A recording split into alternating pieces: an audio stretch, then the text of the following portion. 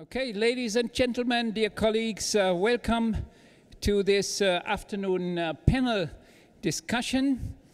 My name is Bernhard Müller. I'm one of the organizers and the director of IOER, and I'm very pleased to have a very capable and honorable panel here in our men's talk today.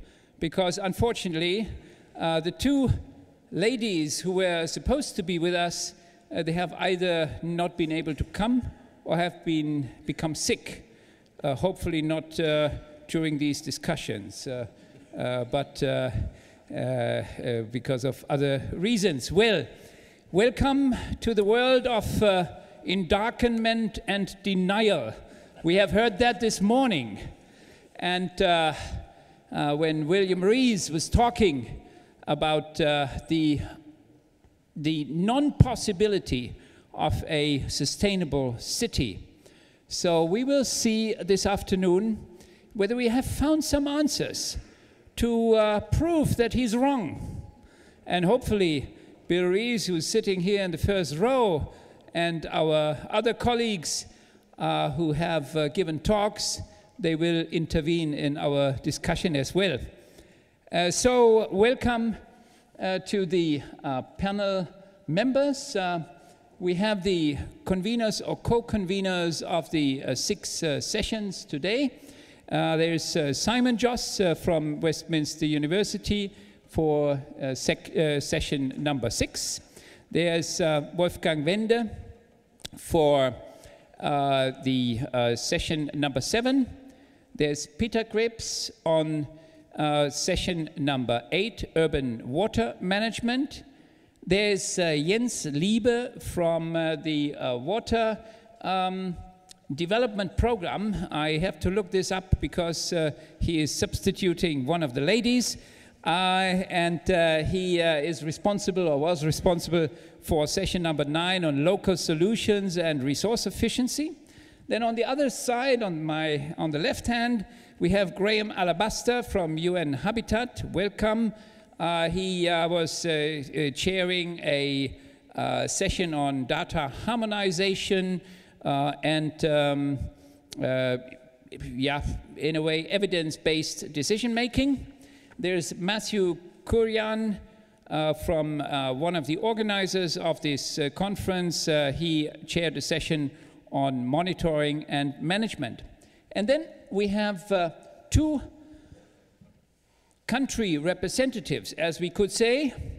There's Yongha Park from Korea Environmental Institute in Korea, and Shija Kazumba from Tanzania from the Water Development and Management Institute. Welcome to all of you. And now, ladies and gentlemen, we would like to hear in a very short summary from the session conveners what the results, the main results were. And I give everyone here on the panel only 2 minutes to talk about the main results. So I would like to start with session number 6 with Simon Joss. What are the main results which you would like to tell us? And what are your recommendations out of this session, which actually lasted a whole day, morning and an afternoon session? So I expect very valuable and very deep results. But you have only 2 minutes. Only 2 Please. minutes. Thank you. Our session was concerned with how the Nexus approach could be applied to urban development, to the eco-city in short. And I would like to offer some reflections. And I would like to very briefly take you back to 1987 when a seminal book was published by Richard Register on the eco-city. And I want to quote the first 2 sentences of that book. This is how it goes. An eco-city is an ecologically healthy city. No such city exists. End of quote. Now, do you want the good news or the bad news first? Well, the bad news is that almost 30 years later, Still, the eco-city does not exist. The good news is we're still trying. Right. Okay. And I think if back in the 1980s the radical aspect of the eco-city was about the new idea of the eco-city, then perhaps the radical aspect now is about trying to accelerate the implementation of ideas of the eco-city. And we were looking through a number of really interesting, insightful presentations at different methodological approaches, different frameworks. And these variously tried to achieve two things. First of all, scaling up sustainability performance, and in scaling up, improving it as well. And secondly, overcoming the governance deficit that we all feel is still all too often holding us back in developing towards more sustainable eco-cities. So, do these various frameworks that we explored in our couple of sessions today, do they deliver? And I'm afraid to say that the jury is still out. And you can interpret current or recent efforts in two ways. You can take a slightly more positive take on it and say, well, we're seeing some incremental improvement. And I've been a political scientist for long enough to realize that maybe this is the reality of sustainable urban development, incremental improvement. But then you can take the opposite view, a more negative, a more pessimistic view perhaps, and say, well, actually, no, we need more radical improvement, given, as we've been discussing earlier this morning, the finite global capacity. Now, in one conclusion, I would say that where we precisely are in terms of incremental improvement versus more radical improvement, ultimately, I think it is a political decision. It is a political process rather than simply being defined as a technical process. But just let me ask my second question again. I was asking for recommendations for the political decision makers. And I guess my last point was indirectly a recommendation for us to realize that we can try to define the eco-city all day long in technical terms. And I actually think, having listened to the presentations, we have made quite a great deal of progress in terms of understanding some of the underlying technical aspects. But it boils down to political discourse, political necessity, which I think is often still where the translation falls down. Okay, thank you very much. We will come back to that, hopefully as well from the audience. Wolfgang Wende, you were dealing with one of the catchwords of today, ecosystem services. What can you tell us, what is new about it? What have you found out today as something new we can take away from here? Yeah, Bernhard, thank you very much. Very quickly, 2 minutes. Well, we very quickly identified green infrastructure as the core area in cities, which bears most of the ecosystem services and represent places with highest biodiversity. So several presentations really reflected on green infrastructure as the main key issue, key element that helps to protect and preserve biodiversity and ecosystem services. The second point was that green infrastructure not only addresses the nexus, well, we were asked to combine our topics with the nexus approach. So it's not only addressing the nexus, but it is the nexus. So if we talk about corridors, I mean, corridors lie between core points of habitats in the city. So this is, for us, the nexus. The third point is green infrastructure is an important supplement and accompanying blue and gray urban infrastructure. So a new concept accompanying blue and gray urban infrastructure. The fourth point we identified is that GI, green infrastructure, is an important supplement to urban soil-water nexus. So it even interconnects soil and water ecosystem services. Imagine we want to have potable water, rainwater should be, or or might be contaminated and should be filtered. So soil will filter the water, but what is filtering the water is the soil components, the biotic components, so the ecosystem services. The fifth point is that green infrastructure is not only linear structure, but also takes the surroundings and greater habitats, open spaces into account. And Bernhard, you asked in the first question concerning or regarding Simon, recommendations towards the political level.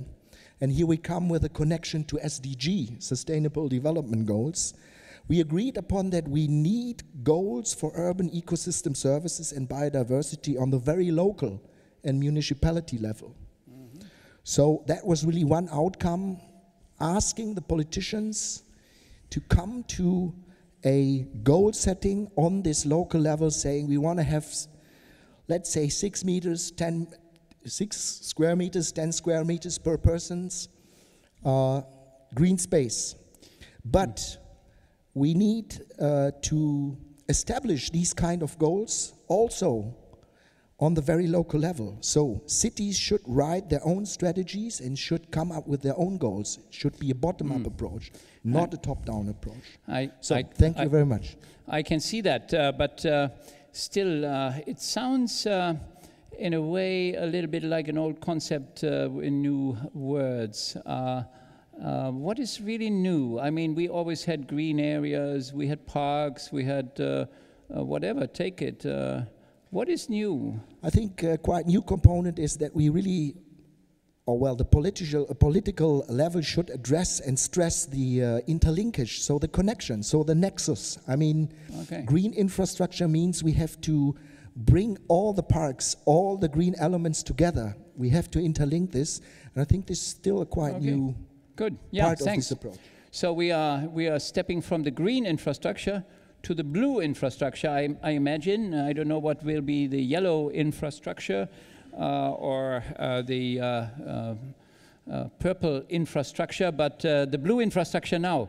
Urban water management. What was the result of the session there, and what are the main recommendations? Actually, we are not only dealing with the blue infrastructure, but also with the yellow, the black, and the brown one, which That's is great. Thanks.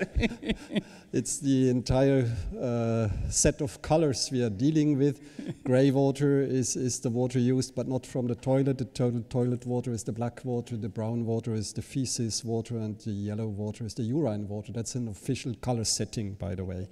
So we had quite a diverse session with various points of urban water management, not only looking at the wastewater part, but also looking at urban flooding, at the interaction with the environment, with the surroundings.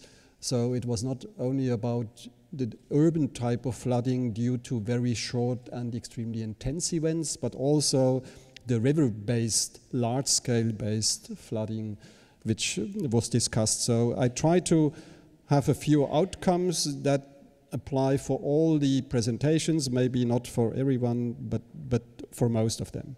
So first, up to now, we understood as urban water management the drinking water system or the wastewater system.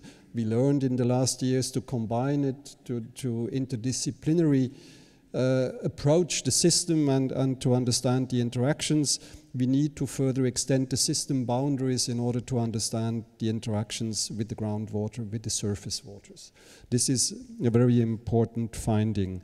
Then we should not think in terms of optimization of the infrastructure elements as such, but rather think in terms of services. What do we want to achieve with these infrastructures, and not build infrastructures for the sake of it? I think the result would look a bit different. When you talk to people about the future of urban water management, the question comes up very quickly, is it centralized or decentralized? I think this is a wrong question. We should not ask what is the better one. It's more a matter of belief, and we should be very careful with that. We should rather ask the question, which system is the appropriate one under what condition? And I think we have the information and the background to go into that direction. One of the major boundary conditions would be the operation of the systems should be professional. rather than everybody is trying to do what they can. Then with regard to the recommendations, what comes directly out of it, there are no standard solutions for the completely varying conditions under different climate conditions, different economic conditions, and so forth. So we have to develop tailor-made solutions. We have to look for the best solution under the given circumstances. And also with regard to planning, because there are quite some planners up here on the podium, planning the infrastructure, planning the water management should be part in the very early stage of planning. Otherwise, when everything else is planned and then the urban water managers are told to add the water infrastructure, that is already too late to optimize the system. Thank you very much for this information. You said that we have to make tailor-made solutions. They are asked for as well. This is some requirement which is mentioned in many policy documents, but it's important to reiterate maybe. But with this we are as well at the next session, because you were looking at local solutions, I think, and this is very much going towards tailor-made solutions, isn't it? Or is there some kind of contradiction between local and tailor-made? No, I think that's actually quite correct. It's going to be difficult to frame concepts that are just applied to any situation that you face. When you look at the local situation, it's always specific. And if you want to make it work, you have to respect the local conditions and take them into account. I'm summarizing the session Urbanization as an Opportunity, and we looked a little bit both at the interlinkages between the urban and the peri-urban areas, as well as the opportunities that are provided at the urban level itself. Regarding the interlinkages, we came to the point in the discussion that the urbanization and globalization issues lead to a competition for land either between settlements and industry or agriculture. And depending on what aspects governments might prioritize, with the ramifications for resource access for the respective others. Sanitation, sustainable sanitation and health issues were some of the points that were repeatedly taken up. We identified that urban areas, they lend ample opportunities for reuse and recycling, but to make it successful, one has to take into account these local conditions and apply the appropriate technologies.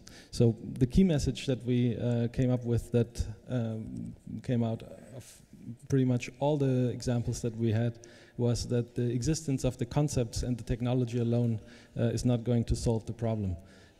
We have a lot of experience that infrastructure was put in place, but there are no capacities or skills to maintain them. So by time they degrade and you don't enjoy the services and the benefits that were planned.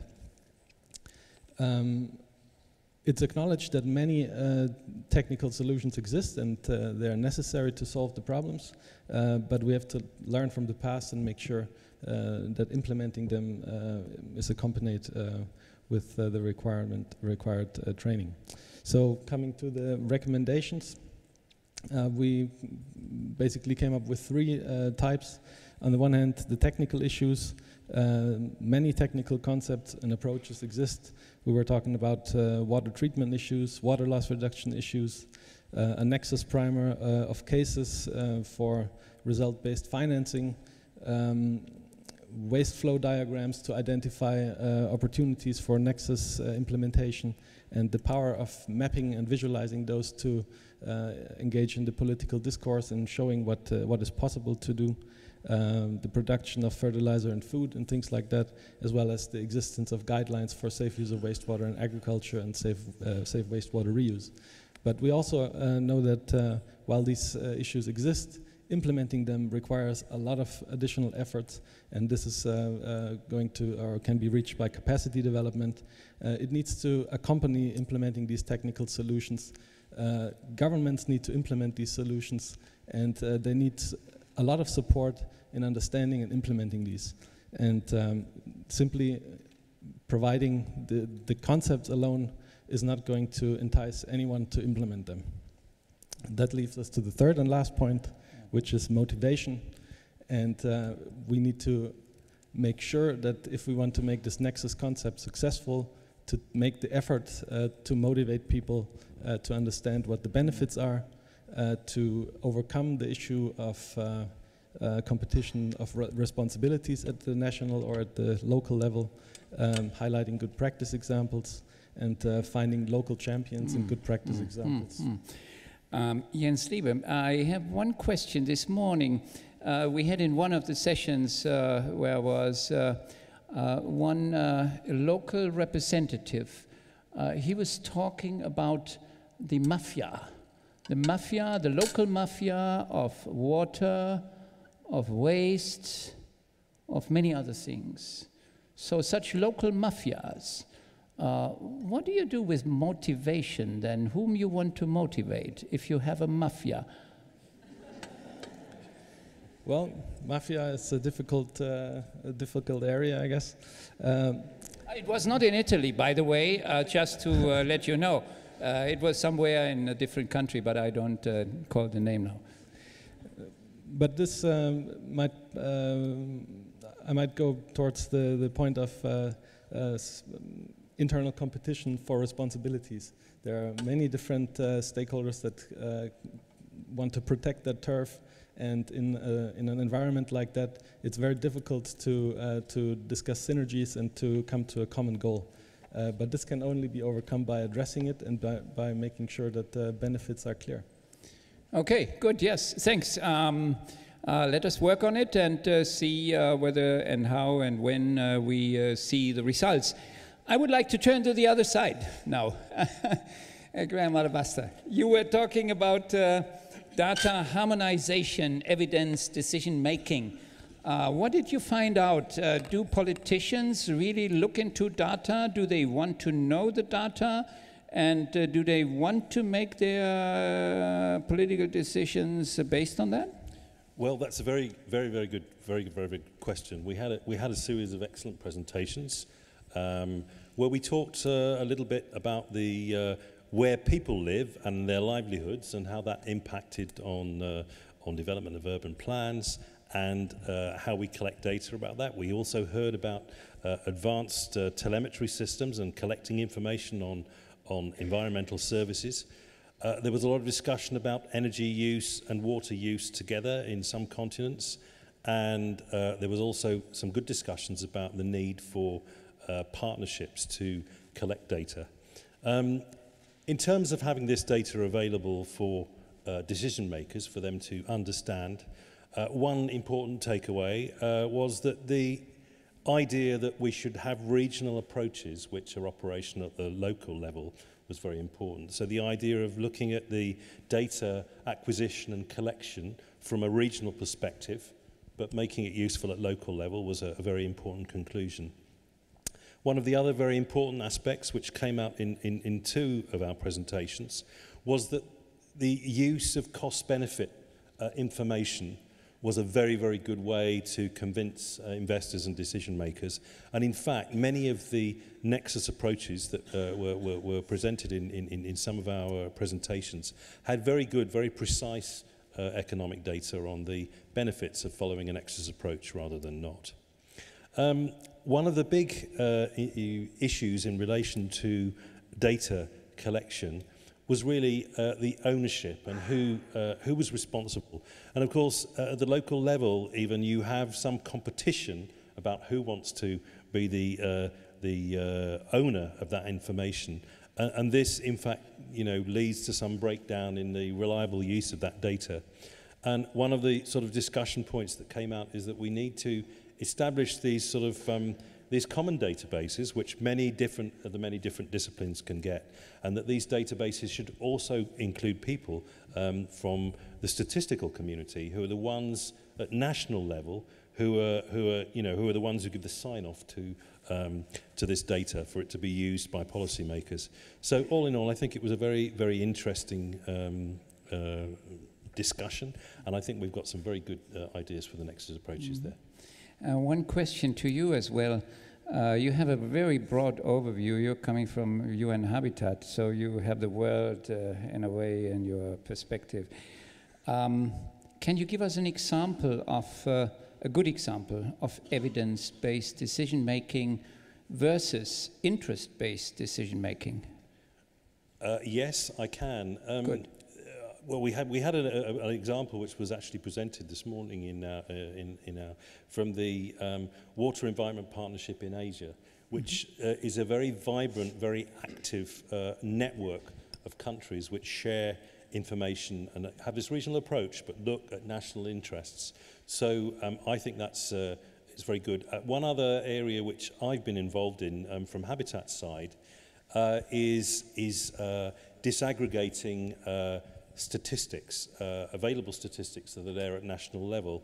And what a lot of people probably don't realize is that although some of the traditional survey instruments like the demographic and health surveys, which in fact are used for many different disciplines, is that lots of the information in those databases is already georeferenced.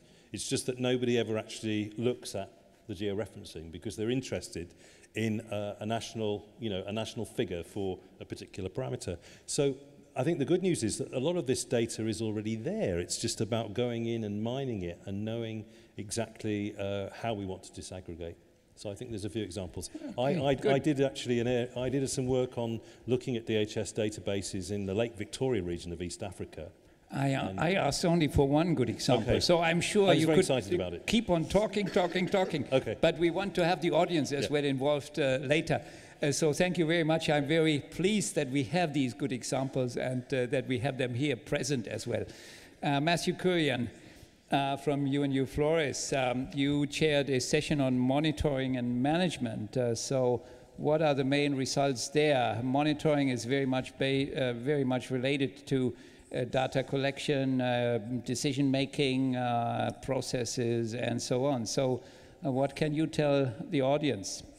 Well, if you allow me, I'd like to tell my story with a small story which I think summarizes what happened in our session. A doctor came to a village once, and he met his patient, and he took from the patient information on his temperature, on his heartbeat, on all his other vital signs, and then the doctor went away. Then the doctor never came back, and the patient lost trust in the doctor. That was the MDGs. What we'd like the SDGs to be is that the doctor never comes to the village, but instead the patient has a way of reporting local and regional information to an authority that is located in the same area. I think this story, in a very simple way, explains what happened in our session. So let's talk about what happened in our session. I think the session brought together 5 or 6 people who've been engaged with a very important initiative of UNU-FLORES, and it's called the Nexus Observatory Initiative. We had a presentation from the UNCCD in Bonn. In addition to that, we had presentations from 3 consortium partners, Ministry of Water in Tanzania, Ministry of Water in Malawi, and the Ministry of Water in Ethiopia.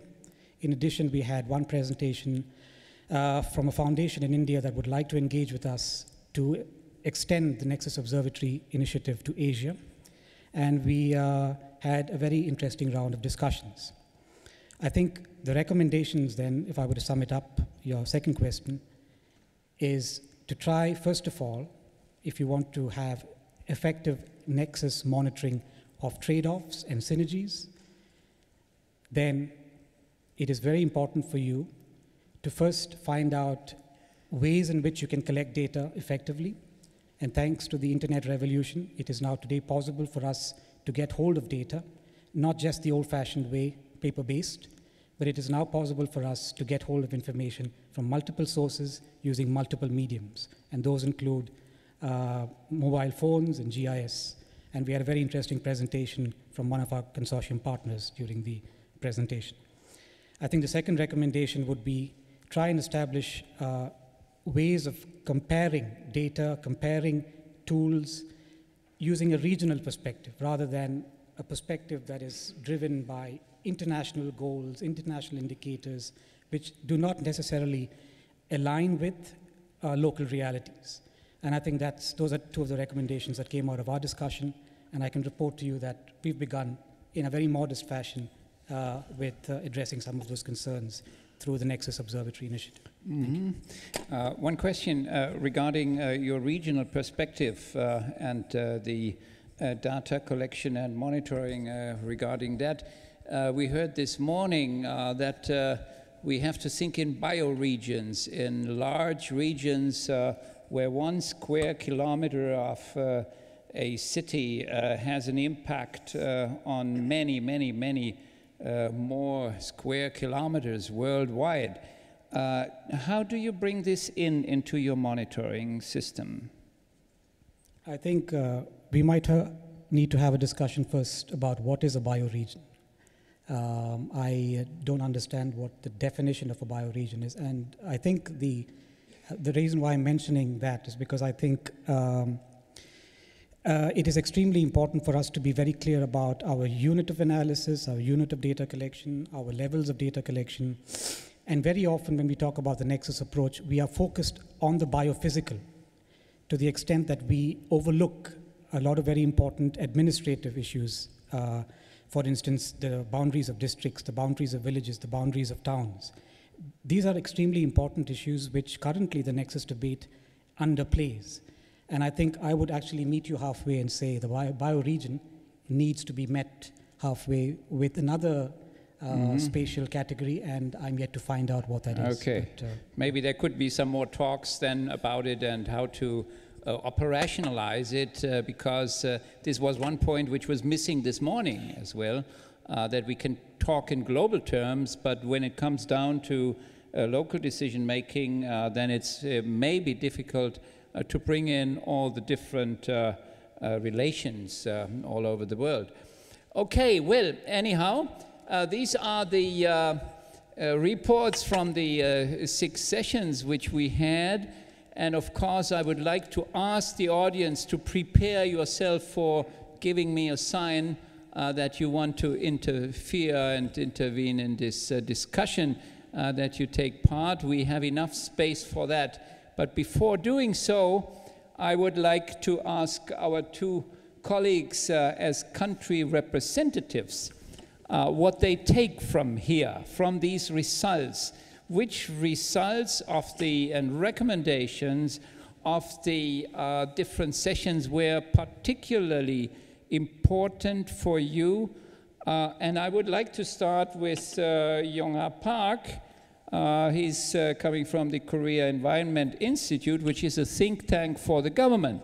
So when the Minister of Environment will talk to you on Monday, what you brought back from Dresden, then you will not only refer to the speech of your president here in Dresden, which is very famous, I know, but what do you talk about UNU-FLORES, TU Dresden, IOER, and the DNC 2015? Thank you very much, Professor Müller. I'd like to congratulate you first for the successful conference. And also, it is my pleasure and honor to be here, the important panel. Before I get into the comment, I'd like to introduce this institution. I work with the Korea Environment Institute, which we call is, in short, KEI, was established in 1992, it's about 22 years ago. And now it's under the Prime Minister's. And with about 300 research staffs, we are dealing with domestic environmental issues and sustainable development policies, as well as global environmental issues and global cooperation. As you may know, the rapid urban expansions and economic development in Korea, it made us to pay high price for efficient urban management. Today's keynote sessions and presentation from other colleagues and experts enlightened us and KEI to have a look back what we have been through and well, we have to direct. One planet living concept should be deeply kept in our mind, and the cooperation should go further. As an initial effort, we KEI and IOER, professor is head of the institute, even with other organizations and we work together for urban sustainability. I hope this discussion should not stop by any reason. And again, I'm glad to participate in this discussion more. Yeah, okay, thank you very much. And if you would like to highlight, let's say, the one major issue which would be relevant for the further development, because Korea has done such a tremendous development over the last decades. So what is on the agenda for you now? One of the biggest agenda I've been impressed from this conference is Nexus approach. We have gone through that integral or holistic approach for the environmental issues, because so many factors we have to deal with for the environmental policies. So we try to use an integral and a holistic approach. And Nexus is, to me, the Nexus approach, the concept seems to be higher than the holistic and integral approach itself. But still, for implementation for the Nexus approach, it seems to be we still have the big the black box to implement. Okay. So I think that is the one we have to deal with next time. Okay, and so that's the biggest part to bring back home. Let's have a talk about that yes. then more in detail, how the Nexus approach can reach to Korea on an institutional basis with regard to further ways of cooperation. Well, let me go to Africa, Tanzania. And I would like to give you the same question. If you look at what our colleagues here, mainly from the scientific field, of course we had some practitioners as well today from the urban field. If you see what they have said, what are you going to tell your ministers or your president next week? Okay, thank you very much. My name is Shija Kazumba, and I'm working at the Water Development Management Institute. This is an executive agency under the Ministry of Water. And the permanent secretary who was to come here had other official assignment, and he appointed me to represent him. And the Nexus approach, from yesterday, I could find that it is very successful if it is implemented.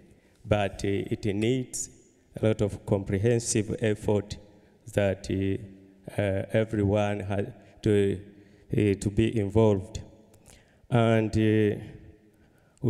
last year in Tanzania, we had the Nexus workshop in Dar es Salaam, and from that time we had consultation with UNU-FLORES on how the best way we can take that opportunity and implement in Tanzania. So the glad news is that this year we signed an MOU with the UNU-FLORES to advance this Nexus approach in the Ministry of Water and at the Water Development and Management Institute in particular. I could see that the water management it cannot go alone when you want to manage it well. You have to consider with regard to the land use. In Tanzania, we have faced a big challenge with regard to water source protection.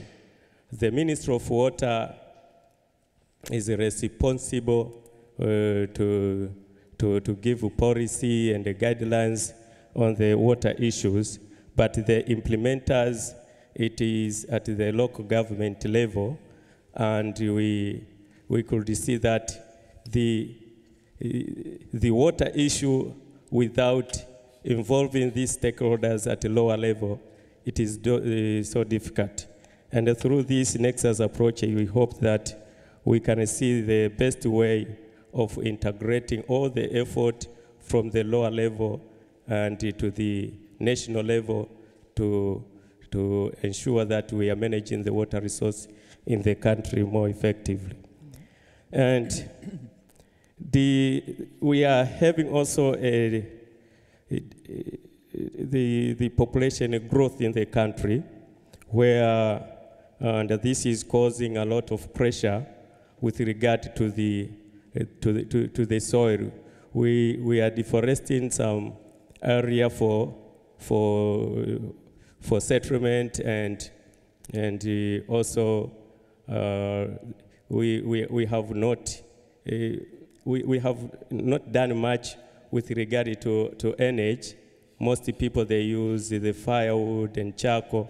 So deforestation is destroying a lot in the country with regard to water resource. And the current program is to protect water sources, and the country now is developing the integrated water resources plans for each river basin. Mm-hmm. So we hope with the capacity, if we have a collaborative effort between developed country and a developing country, we build the capacity in developing country, we hope we can do much better. Because sometimes what is lacking in developing country is the capacity to integrate all the ideas and come with the optimal solution. One question. When you talk about the problems of water sources protection, is there any urban-rural linkage which is as well dealt with institutionally? Do the ministries cooperate with each other? So Ministry of Urban Development, for instance, together with the Ministry of Water Resources, how is that relation? Yeah. Because we are talking on urbanization here, and I could imagine that when you talk about water resources protection, this is not within the urban areas, but far away. Yeah, water resources protection is also very important because for instance, the Dar es Salaam city is using the Ruvu River. Mm-hmm. And this catchment goes far to the rural area. And so without a comprehensive effort to protect these water sources in the upstream, even this water that we get in urban areas will be depleted. Therefore, I'm asking, because we heard in the first talk that the governance issue comes in here as a very relevant point. So how is the governance on the national level? Is there some close cooperation between the ministries? This would be actually astonishing for me, because even in Germany and other countries, we see that ministries usually do not cooperate very well with each other. So how is that in Tanzania? Yeah, in the water, now Tanzania is implementing now the water sector development program, which involves a lot of stakeholders. And we have created with the dialogue mechanism for all the actors that are involved in this program, including different ministries, the Ministry of Environment, the Ministry of Prime Minister's Office, which is responsible to the local government authorities. Okay. So we have this kind of mechanism to share information and have the way forward in the implementation of the project. Okay, good. So we sent a mission from German government to Tanzania to learn a little bit more about it. So dear colleagues, floor is open. Please come and intervene with your question. There's one hand up. Please, you have to go to the microphone. So there would be 1, 2, 3, 4, 5, okay? So we take these 5, no, there's the microphone. Please queue up on the microphone. This makes it much easier. Yeah, please say your name and... I'm Jürgen Breuster, Salzburg University, Austria. I had the chance to be in the session on ecocities and ecosystem services today. And let me express at first, I'm very thankful for the 2 statements, which I can summarize, that we have a lot of knowledge, but we have to less implemented of that knowledge because of political or other reasons. And these reasons we must identify. Why the existing knowledge is by decades not implemented, still not implemented. That is the first. And the second is we must be much more of power and encouragement, I would say, and express our demands more clearer. Because I think we are at a point, at this morning it was clearly expressed by one of the keynote speakers, we are at a point where we cannot wait. We need not only a little bit more of that or of this. We need a new arrangement of cities. We need a new structuring of cities. And we need forerunners for this. Those who are able to do that with the existing ones and those who are building the new ones. I think on China. There are colleagues of China here in the room. China can be a forerunner in the eco-city development. Can be, but it is not. And the question is why. And when we speak about green infrastructure, we have to change from these, let's say, aesthetical improvement of cities, at this architectural design.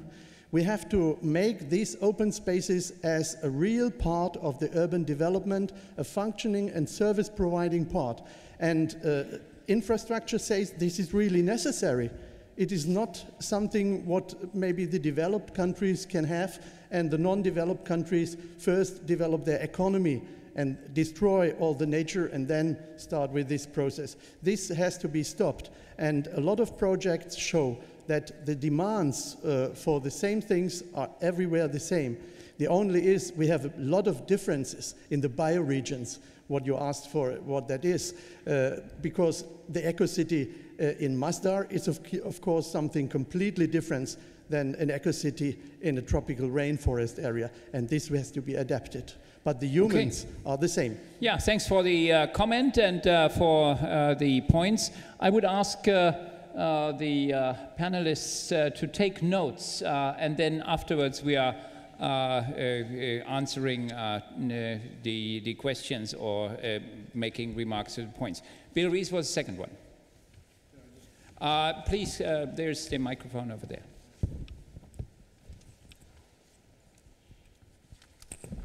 I just wanted to pick up again on the simple reality that every major city, particularly high-income cities, does depend on an area of landscape scattered all over the planet, several hundred times larger than itself.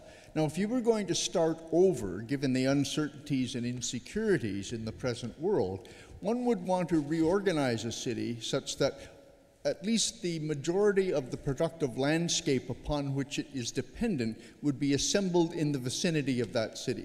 The little example of, was it Linz-Pinzling in Austria, could have come close to that if it had been thought ahead a little bit sooner. But you see, another phenomenon is emerging here in response to this urban reality. And I'm amazed that it hasn't come up in any of the sessions that I've attended, and that is the idea of land grabbing. Many relatively wealthy, urbanized countries that have completely overwhelmed their own ecosystems productivity are now purchasing or leasing on a long term huge quantities of land in other countries which are relatively underdeveloped or underpopulated, thereby displacing people from that landscape and appropriating the productivity to ship home to satisfy the demands of their own urban populations. Now, this raises the whole question of globalization and its effect on the future of cities. Because what land grabbing does is create a dependence on the part of the importing country on somebody else's landscape half a world away. And it also deprives the people living in the exporting country, where the land has been grabbed, of the possibilities of developing into their own bioregions when their cities begin to develop. So this creates, to my mind, an extreme instability in the event of rapid climate change. Because the appropriated land, if it becomes affected by climate change, is no longer going to be able to satisfy a now dependent population elsewhere on the planet, and it's become useless for the people who live in the country where that land is based. So again, when we begin to think systemically and in this nexus approach, we have to really begin to, I think, re-examine many of the assumptions of modern development, including the whole concept of globalization in an urban era where these interdependencies are real and becoming increasingly critical. Okay, thank you very much. I think this is a good question as well for Jens Liebe later for the local approaches. I had the lady there. No, the lady, yes, next to the microphone. Yes, please. Okay. I'm close to the microphone. Danka Talmeinrova from Global Water Partnership. When we are talking about urbanization, it comes to my mind two very important key groups, stakeholders. So one is the citizens, or those who are represented by representatives of city, like municipal councils or local authorities. And second is those who are providing services, like water utilities. I would like to ask all the conveners of the sessions, did you have the voice of these groups in your sessions? And what was the voice of these local authorities and waterworks utilities or other infrastructure service providers during your sessions? Thanks. Okay, thank you very much. I had someone on the right side. Actually, I'm not sure. Yes, I think it was you.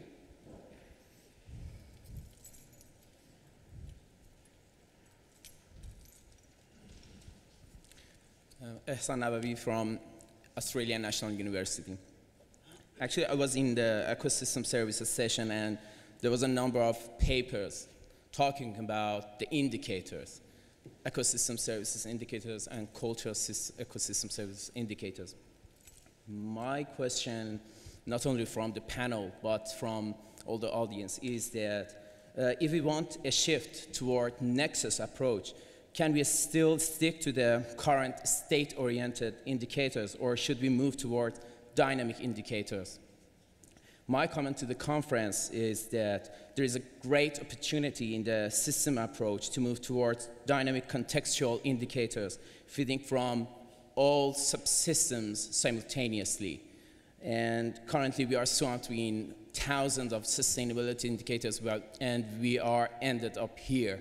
So maybe we should think about moving forward and thinking about new tradition in developing and establishing new kind of sustainability indicators which can help us for SDGs implementation in our very tough time that we are currently in.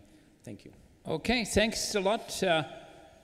Yeah, there are many more questions coming up, but I think just not to forget these questions which have already been put. We should try to find some answers already.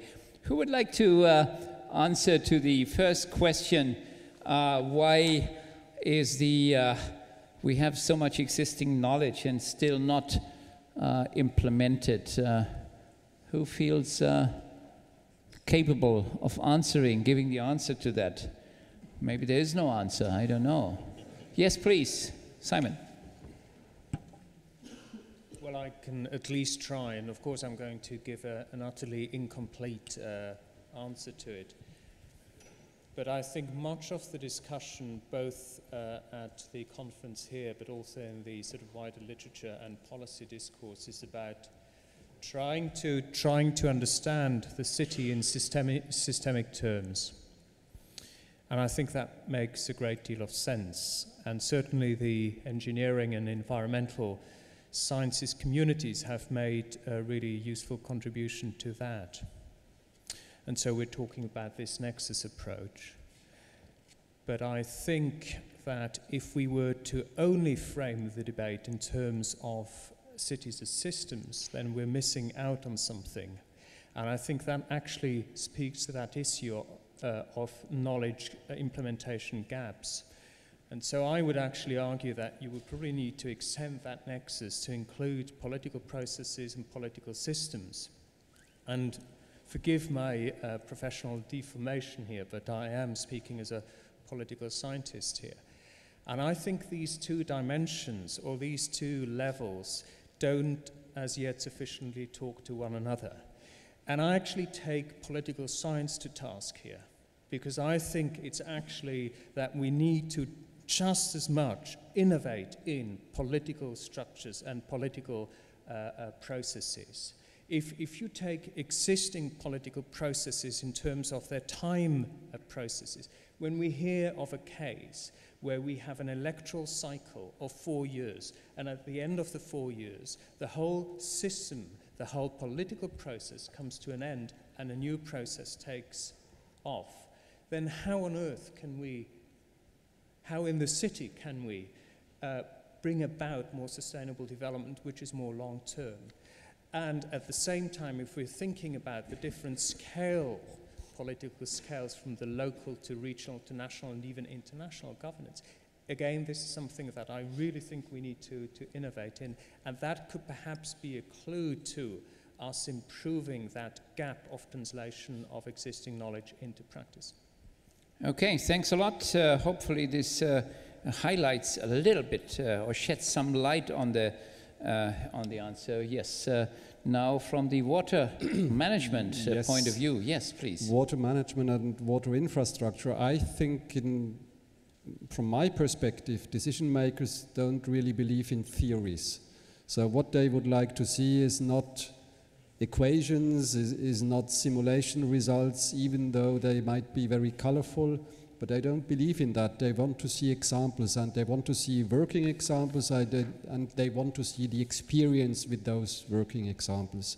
And I think we need to go in the direction of pilots that work, but not on the lab scale, but on the scale of small towns maybe, where we could show that those systems work for the benefit of all. And we had a good example in the session this morning. Maybe I can recover this because I didn't have the time before, where in China a system is installed where wastewater is not considered as a waste, but it's considered as a resource, and for 3 purposes. It's a resource for energy, for nutrients, and what we tend to forget, for water. And it is put in the ground, it is taken up its operation very soon, and all signs are very positive. And I think once it works, this is a very strong signal that other cities will take it up. Okay, thanks a lot. Of course, if we would have now for each question the whole round of answers from everyone, there would never be any further question to be put.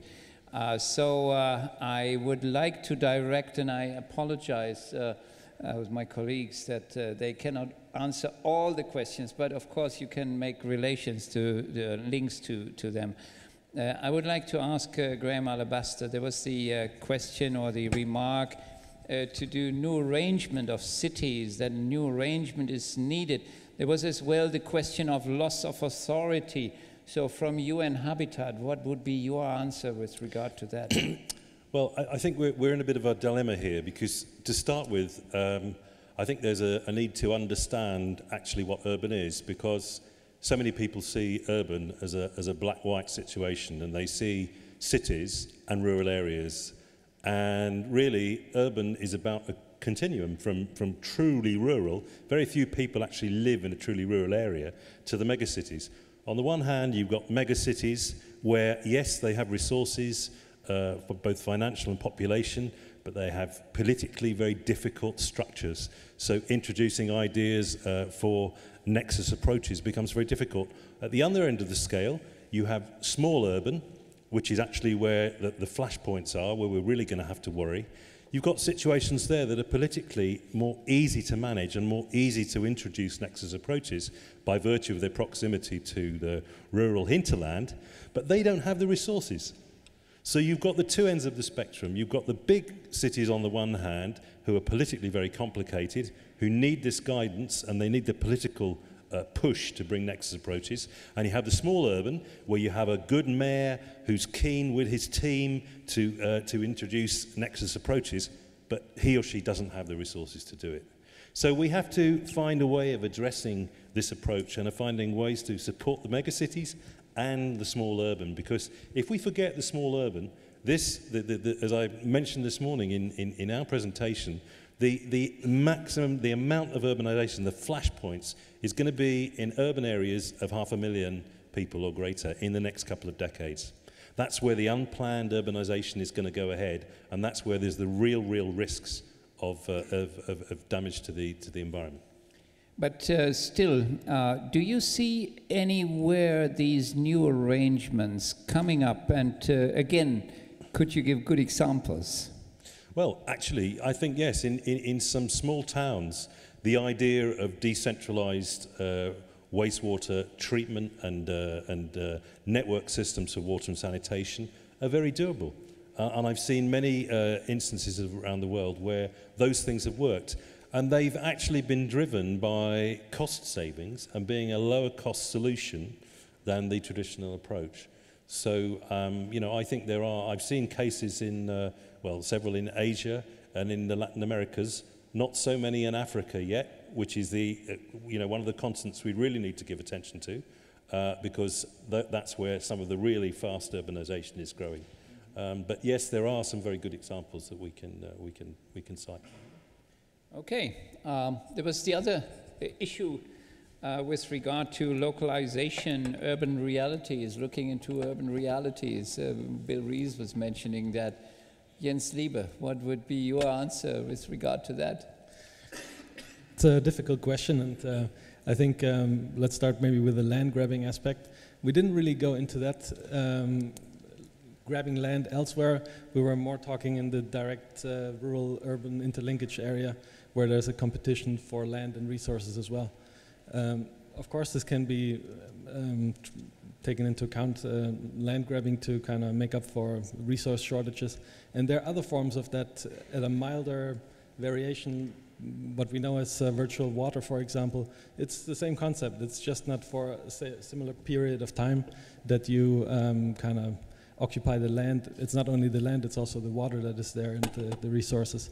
So there are many forms that cities make use of resources elsewhere. But to reduce the footprint of that, I think there's an important element of consumer education and awareness raising, and the whole issue of making recycling and reuse successful. There's a very big element in the acceptance at a local level as well. And if the acceptance is low, the chances of implementing it successfully are also low. If people perceive that reuse and recycling are the solution to a resource problem or a scarcity problem, the likelihood is that they embrace it, and you will also see the success. So communicating about it, making sure that it's clear what problems it solves, is going to be an important aspect of reducing the footprint, I think. Any other answer from the panelists to that difficult issue which was raised? Okay. Well, actually, Mathew, I wanted to... No, it's okay. Take the microphone. I wanted to give you another question which was raised, so maybe you can combine both. There was this last question concerning the indicators, which really would help implementation. So maybe you can include that in your remark, please. Sure, thank you. I think that's exactly the point I wanted to make. So I think I'd like to add to what Graham just mentioned. I think the point here is one great opportunity for us from the Nexus perspective is to look at how we create infrastructure and how we manage that. And I think if we look at this very closely, we have the opportunity to link three very important issues. One, the resources, water, soil, waste, with services that arise from those resources, example being irrigation or wastewater or water supply. And third, we have an opportunity to look at the potential risks that exist to the delivery of those services. So to answer your question, I think the opportunity here is to look at how we allocate finances across different levels of government, central, provincial, and local. You might even add to that the role of international donors like the World Bank. Follow the money. And I think if you follow the money as it relates to infrastructure, you begin to identify extremely powerful entry points for how the Nexus approach might become operational. And I'll just give you one example. In large parts of the developing world, whether it's Africa or Asia, there is a tendency, a very strong tendency within governments to spend money. And the money tends to be spent on dams, water supply systems, wastewater plants. But there's very little emphasis on what happens after that infrastructure has been created. The maintenance of that infrastructure is something that's normally overlooked. Now, I think some of our work that we've done in FLORES has actually looked at this issue and tried to make the connection with the Nexus approach. And I can share one example, and that relates to the issue of output-based aid and results-based financing. We've got a couple of examples from Honduras and from the Philippines to show how looking at financing might actually offer us an opportunity to address the Nexus approach. And in doing so, you'll be surprised that you actually stumble upon some really interesting indicators to follow what happens when you build infrastructure, what impact it has on people's lives, and what impact it has on economies, both regional and national. Okay, there were a lot of hands raised already before, and I would like to continue with giving the floor to, yes, please, you are, feel free to use the microphone there. Yes. I have really a question and observation. One question is, if I had to design a city today, or if I was the mayor of a city, one thing I probably would really want to know is, will there be more people or fewer people? Now in social science, we don't know much about the future, really. There's not much we can project, but one thing we can project with relatively great certainty, and that's demographic change, because the people that will be living in the next 50 years, most of them are already alive. I have not heard the word demography, really. Are you using demographic data to plan for city development? So I think this would be a key point, I think. We need to know whether populations grow, shrink, what age structures they will have in the future cities that we talk about. The second point, and that comes back to your comments really, why is this not being implemented, what we already know? I've heard one point, it's political economy, but there's a mismatch between policymakers' perspective and the longer term. I've heard a point about we haven't a proven concept. We need to show that this really works in practice. I've heard a point that, well, financing might be an issue. Well, if these are the points, I think we have to broaden the group here with which we are discussing to find solutions. We have to involve policymakers, political scientists, economists, others to find solutions to these problems. Thirdly, on the trade issue or land grabbing, it's really somewhat a similar perspective. I think we talk about trade when goods cross borders, right? But trade happens much earlier and at much lower scale. And basically, if we talk about Nexus, I think it becomes more and more clear we have to look at trade.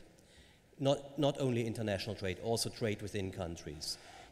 Because goods, natural resources are embodied in goods and services. Okay, thank you very much for this very important remark. Yes, please. My name is Prakash Rao from India. So I think one point that becomes critical for the sustainable development of urbanization is, especially in the developing countries. Could you speak a little bit louder, please? Yeah. For the question of sustainable development of urbanization, I feel that the migration of rural people for livelihoods, for economic reasons, becomes very, very critical issue. And it is very critical and also very sensitive political issue. So therefore, I think the nexus, what we are talking today, with the political scientists, I think politicians also, and economists will become very, very important, that there should be a good sustainable solution for the challenging issue of rural migration for livelihoods and for economic reasons. Thank you. Thank you very much. And we would have time for a third comment. If there, yes, please. And I was not sure, Professor Adakanyan had raised a hand, but did not raise it in the second round anymore. So I don't know whether you, okay, you come up. So the next one after the lady will be your turn. Yeah, thank you, sir. Just a very small comment that if you look into the developing countries, they have some priority issues. Say, to provide water supply, that's, say, whatever that they need, that if they need energy, that they have to look into that, that they invest the money to provide water supply. So I think that's my, from this whole discussions that came into my mind, that we need in developing countries, I'm not talking about the developed countries, but in developing countries, we need to follow some transitional approach. That is the meso scale from to local scale, that how that can be translated, the nexus approach. That is very important, because government will not look into this nexus approach first. They will need the need of the people. They need to provide the supply of water, provide the energy, so they will look into directly how they can supply that water. So that's some transitional approach that I have learned from Australia while I was doing my post-graduation in Queensland University.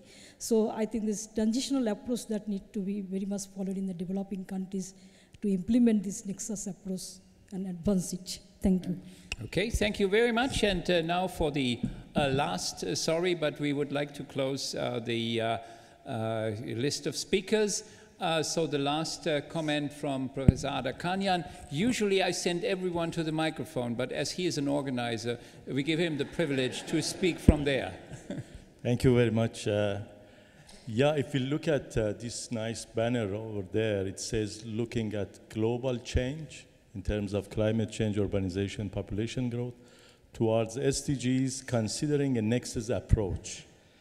We all know that tomorrow, as the very last part of our conference, Professor Ratanlal kindly give us a synthesis talk of the whole conference, but just to make life a little bit easier for him, I would like to hear from you, Professor Müller, as a summary of the session, or from the panelists, as an exercise to this nexus-oriented thinking. What is the impact of yesterday's talk on climate change on our today's talk on urbanization? For example, if for DNC 2017 we want to design the conference, do we have it for just 2 days, or still we have to have 3 days and we keep the same theme or not? Thank you. I'm sure as the conference is so well organized and the food is so good and the discussion is so wonderful, we opt for a one-week conference. But no, to become serious, I would like to give the word now to everyone for a very short comment, 1 minute actually. There were some questions raised concerning social science, demography, government issues, developing countries versus developed countries. And of course, there was the very important argument of Professor Adakanyan at the end. What are our answers to the questions here? And I would like to start now in the other way around. I would like to start with our colleague from Tanzania to give his view on what you take from here now after this discussion, and especially my point I have asked myself today, is the Nexus approach not far too narrow for urbanization issues, the Nexus approach as it is discussed here in the conference? Would you agree to that, or do you see other points coming up? And maybe if you would bring in one of the issues which were mentioned by the colleagues here, would be nice. Please. Okay. Thank you. With regard to the conference, I suggested that it could be added to 4 or 5 days, because it seems the Nexus approach, it is very wide, and we need a lot of thinking and a discussion to see how all this area can be managed well with regard to the water, soil, and the waste. With regard to developing country, my feeling is that it is true the Nexus approach is important when you look at the country level and you want to scale it down to the local government. We need a lot of integration and discussion. And with regard to what we have learned through this conference, it is important to take the message that we have and to be ambassador to our country to ensure that we are presenting the issues correctly to the policymakers. I think with time, we can see the Nexus approach is becoming more popular, and everyone wants to opt for it. Okay. Thank you. Thank you very much. Mr. Park, please, your comment. I'd like to comment on the priority issues in developing and developed countries about the questions. And I agree, right, the priority issues in developing countries and developed countries are not the same, especially in environmental issues, environmental policies. There are so many factors you have to consider, and those the priority issues of those factors are not the same. When we talk about the Nexus the approach, we talked about several factors: soils, the waste, the waters, energy, food. And when you considering those factors in different developed and developing country, the way the level of the influence of those factors and for implementation of the policy shouldn't be the same. So you have to consider how they, the best way could be the quantifying those influence of those factors and how they influence. But it probably takes time, and also since that the level of implementation are not the same, you have to have a very case-specific approach. So I think that is the one we have to, in Korea, have to do it. Once we have that Nexus approach, we have to bring it that Nexus approach, and then for the implementation, we have to bring it back to that Nexus approach, and then find how we quantify, how we measure that the influence of those factors. I think that is we have to do it. And in India, I think you have to do probably the same way. Thank you. Thanks a lot. Mathew, Kurian, if asked whether we have a 1 day or 1 week conference, you opt for the 1 day conference, I'm sure, because you know how much work it is to bring about such a conference, even of 3 days. But content-wise, what did we learn from yesterday for today, and what can we carry on for tomorrow? What is our message from urbanization taking in especially as well the social issues and demographic issues, which will be dealt with in detail tomorrow? That would take me 1 week to answer. But I think the lesson that we can draw from yesterday into today is that there is a link between the biophysical and the institutional or the governance, if we would like to make it. So if you listen to most of the discussions yesterday, I think there was a very strong biophysical focus. But today we began to address or engage with a number of the institutional or governance issues. And I think one of the issues I think that is really important that we can take away from today is understanding the linkages between rural and urban. Both the spatial linkages, but also the temporal linkages, and the linkages between the biophysical and the institutional. I think that is one takeaway message. To answer your second question very briefly, how do we take this forward to the next stage? And I think I can share with you that when we started discussing the concept or the 3 themes of the conference, we did have a long discussion about whether we should call the third day population growth or whether we should have called it demographic change. So we were aware of this and we made a choice to go with population growth. And I think the lesson that we can take forward into that discussion tomorrow is to do with what I think Graham mentioned, which is the link between rural and urban and the peri-urban, which is where there's a lot that is happening today. In fact, the fastest rates of globalization are not happening in the big cities anymore. It's happening in the small towns. The lowest rates of infrastructure coverage are not in the big cities, but they're in the small towns. And I think the lessons that we can take forward into tomorrow are what does this mean for us in terms of addressing issues of food security, addressing issues of food security, but also how we plan families, how we plan transport systems in cities. I think there are lots of possible linkages that we can make going forward into tomorrow. Thank you. Thank you very much. Graham Alabaster. Yes, I think really, for me, well, I think that you do need more than one day for a conference like this because there are so many interesting things to say and for people to contribute to the argument. For me, in the longer term, I think what we need, and we've been working this way a little bit in UN Habitat, is to have a better idea of typologies of cities and to have some differentiated approaches for Nexus, how we introduce Nexus approaches to cities of different sizes and different descriptions. I think this is the most critical thing to do. And that way we can work out what the best benefits are, not just for the mega cities, but also for the medium-sized cities and the small cities, how they can best embrace the Nexus approach and how they can benefit, how they can plan it, and how they can look for resources to do it. So for me, that I think would be a major move forward.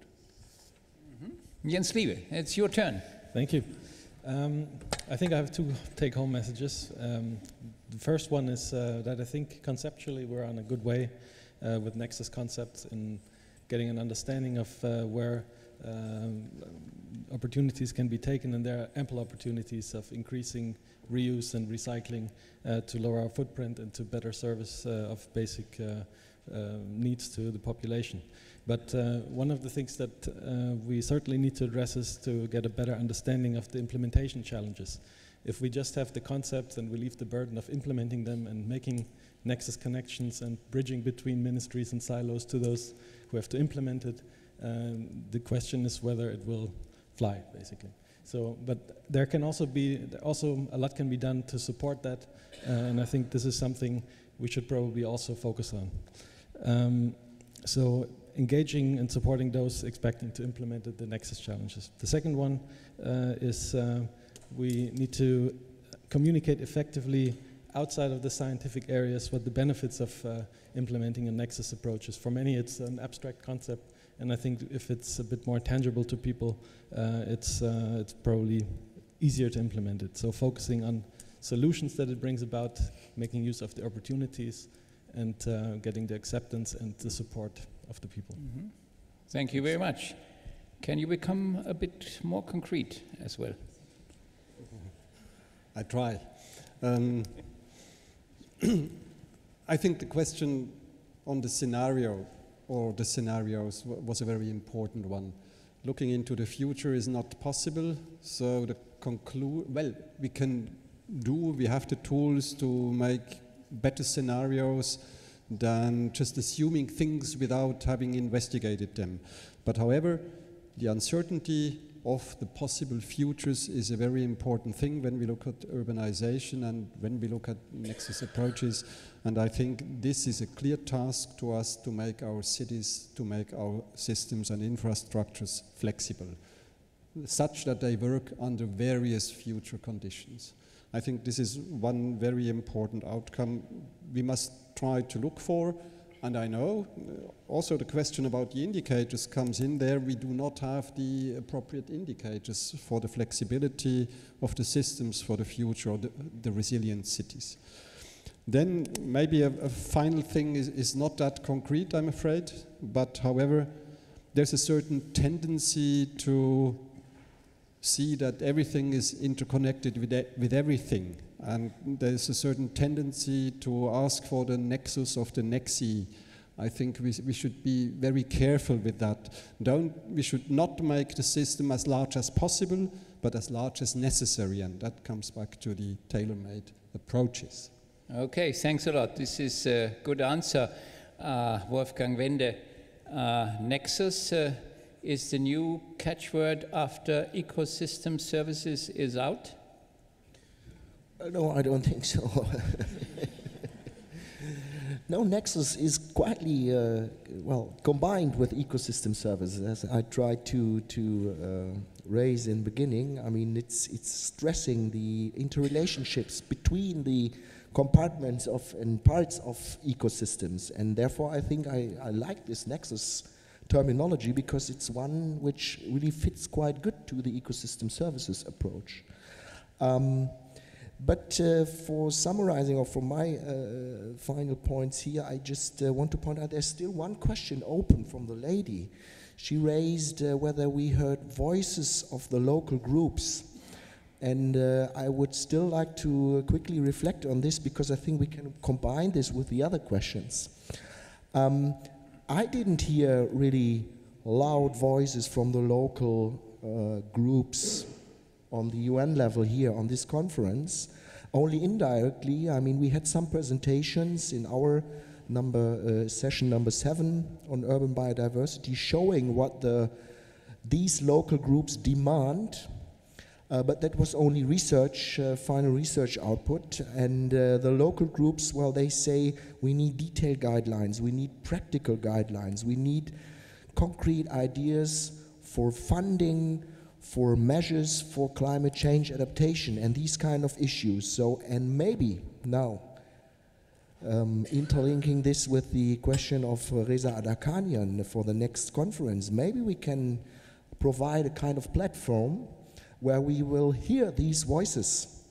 And I don't know how to work out this and how to carry out this, but it could be an idea for the next Nexus conference, well, coming up with a platform for this and trying to be attractive to these local groups, because then we come to the third question from Professor Breuster. Then we will have the ability to talk, to discuss how to bring these issues on the ground.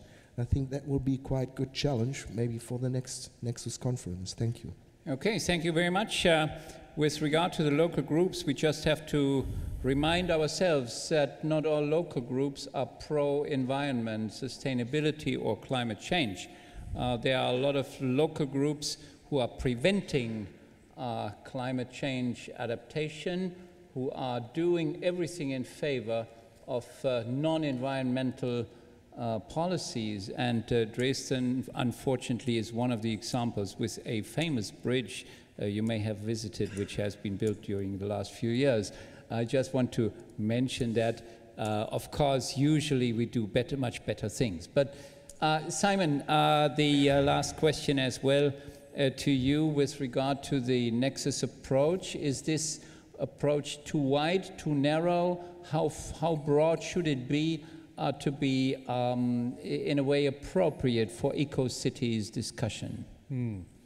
Well, I might not be able to say precisely how broad or how narrow it ought to be, but let me try to answer your point as follows. And I was just reminded of one of the papers delivered this afternoon, and I should say that we had a fantastic round of papers, but I'm going to pick out just very briefly one paper by Cheryl DeBear from Twente University. And I think an important point made was that, yes, we're dealing here with problems, solutions, and I think that was stressed, the importance of providing solutions and talking about solutions as a way of implementing urban sustainability. But in doing so, let's also think about problem learning. We still always have to go back and actually have a discussion about what the problem is, what the underlying problems are. So in developing solutions, we should also have the reflexive capacity to continually think about the kind of problems that we're trying to address. Now, in terms of the Nexus approach, perhaps one way of approaching it would be to say that, well, let's think about it in terms of design communities. So it shouldn't just be a technical discourse, though the technical discourse, of course, matters and is important. But actually, perhaps if we can define the problem or the challenge in terms of design communities and extend the notion of design communities to go beyond the technical experts and include various community groups, then that perhaps would help us to bring about some of these solutions. And this is an abstract concept, and I'll deliberately leave it at that, because I think the lady at the back was absolutely right. We need to think about local traditions as well. So thinking about design communities in the context of Dresden might look quite different than in the context of London or in the context of Delhi or any other place around the world. And perhaps by paying attention to these local conditionalities, social conditions, we might be able to make some progress. Thank you very much for the discussion. I would like to thank all the panelists. I would like to thank everyone in the audience for being here, for discussing with us. I think we do not have one answer to all these questions which were put forward, but we have a lot of food for thought, and I think this is what a conference should bring about and can bring about, and I'm sure that this discussion has contributed to it. So thank you very much for being here and for being in the panel discussion.